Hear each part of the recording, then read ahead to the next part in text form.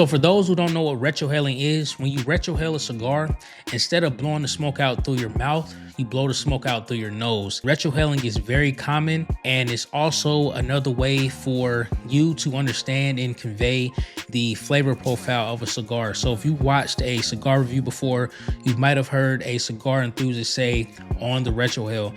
And what that means is they're blowing the smoke out through their nose, and that's just another way for them to understand the flavor profile of a cigar. So essentially how you retrohale is when you pull in the smoke from that cigar, you take your tongue and you push it to the roof of your mouth, and that way it will force the smoke to go out through your nose.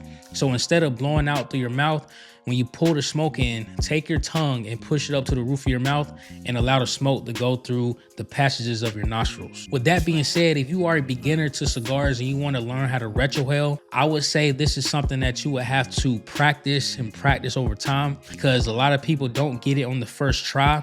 And if you don't retrohale properly, then it's a potential that you can accidentally inhale that smoke of a cigar, and it can be uncomfortable. It can make you spit up. It can make you, just uncomfortable at the end of the day.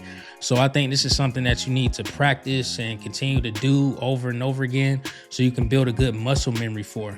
I would say start out with a mild cigar just in case something like that happens, so it's not too uncomfortable compared to a full body cigar, a lot stronger cigar. Also, if you retrohale too much at a time, it's a potential that your nostrils can burn, and that can be uncomfortable as well. What I would do is I would start out retrohaling a cigar at the middle third of that cigar. I think that's where the sweet spot is. That's where a cigar is the smoothest. That's where a majority of the flavor is. But you can retrohale at any point of your cigar, but if you're just beginning, then I would say start out retrohaling at that midpoint of the cigar where it's the smoothest, and just continue to practice, and over time you'll build a muscle memory for it, and it'll just come as second nature to you. That's essentially what retrohaling is. And if you start to retrohale, it's just another way for you to understand what the flavor profile of the cigar is. But that's a good question. If you have any more questions, let me know, and I hope this helps.